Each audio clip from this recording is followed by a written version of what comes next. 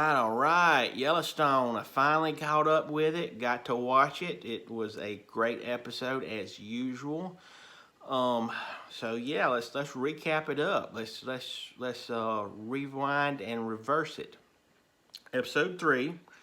Um, so we've already established in the past two, or the two season premiere episodes rather, that John Dutton, our patriarch, has became governor of Montana, and he's sort of setting, he's getting his feel for it. He put the kibosh, if you will, on the whole um, market equities coming in and making an airport deal. He put that out, and of course, with this episode, they came back and are trying to sue him and the state rather.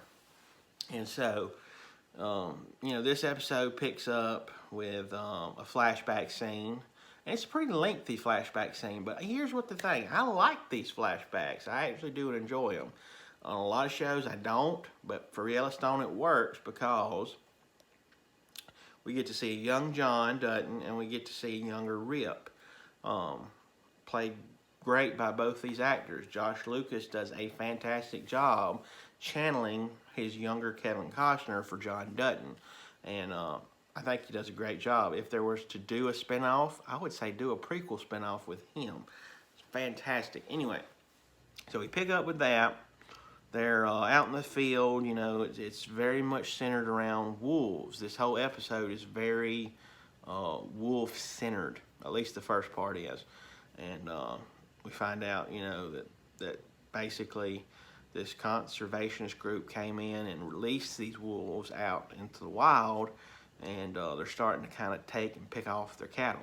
Anyway, reminiscent to present day, right? Anyway, so we move on forward, and we catch up with our old John, played by Kevin Costner, who is kind of sitting there on his front porch. I'd love to have this place, right? The view, my God, just sit out on his porch, sipping your cup of Folgers, and look at that. I mean, I'm sold. Anyway, so Beth's up early. She tells John, when he asks why, that she's going to do something for him. And man, does she, but we'll get there in a minute.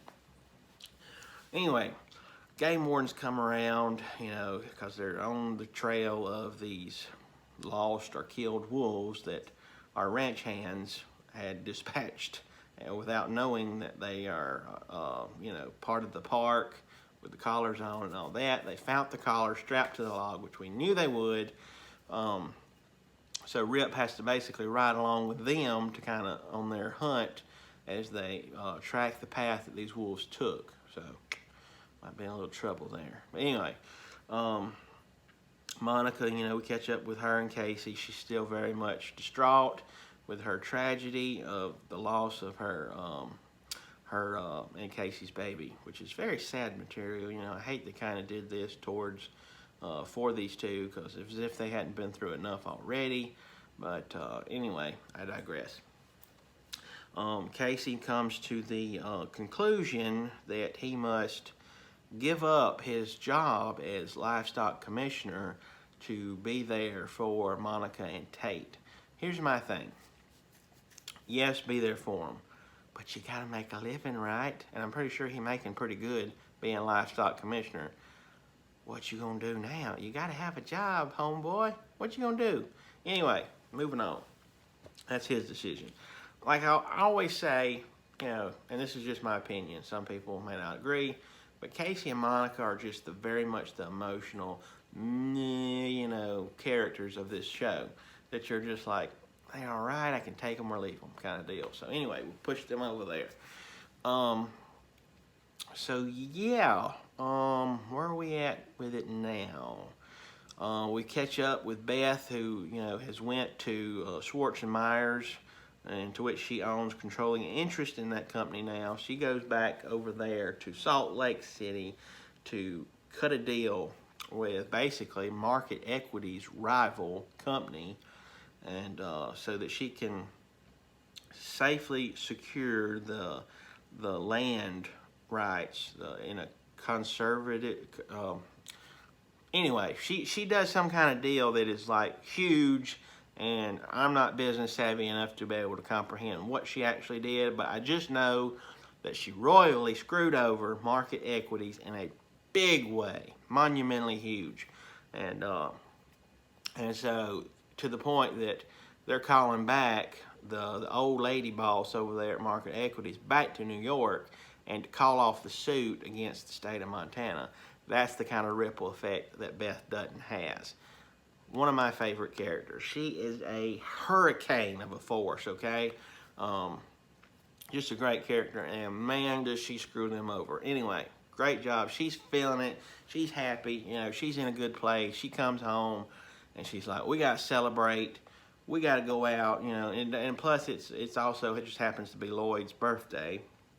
Lots of cool and funny jokes at his expense about his age. But anyway, moving on, they go out to a bar, which much to Rip's chagrin and regret, they wind up going, and you know, for a little while there, they're having a good time, dancing, drinking, you know. Rip remains to be the voice of reason and stays on watch for the most part, and until an old gal comes up flirting around with Rip, and he's like, you know, I'm married, honey, that's my wife right over there. And I don't know what this chick went through her brain thinking she was gonna do. She walks over to Beth thinking she's gonna handle her. Beth takes a beer bottle to the side of her head and begins to pummel old Hobag there. And so this big bar fight brawl ensues. It's much reminiscent to like an old Western or something. You know, everybody's fighting with each other. And anyway, cops show up. Beth winds up locked up in the back of a cruiser and very much headed to jail. And so that's and Rip tells the sheriff, she's like, do you know who she is? This is going to be a problem for you, bub, because she's the governor's daughter. Anyway, so next week's episode should be pretty good as usual, dealing with the aftermath of what happened here with her Beth's, you know, assault charges, if you will, and the whole deal. I'm feeling that the whole deal with the killed or the shot wolves, the park wolves, is going to come back in a big way, and I feel like we're kind of going to get that with next episode as well. Oh, we did catch up with Scumbag Jamie, Jerk Jamie, if you will.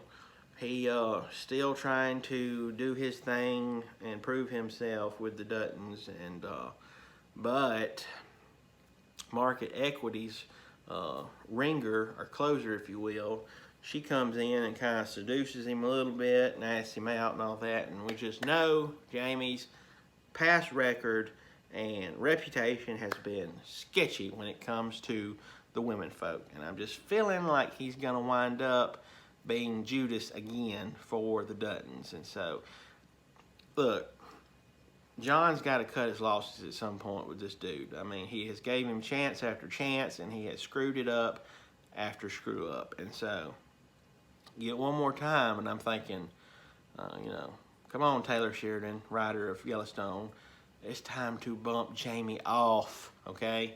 Had enough of him. He's a scumbag. He's Judas. We don't like him. Anyway, so Yellowstone episode 3, winner as always. This show, I'm telling you, it's like House of Dragons. It's one of those shows that just, it doesn't really have a bad episode. It may have a slacker of episode, but there's no such thing as a bad one. And this one was a good one as well. So that's our recap for episode 3 of Yellowstone. This has been my opinion, and opinions are like butts. Everybody's got one. Some of them stink. Later.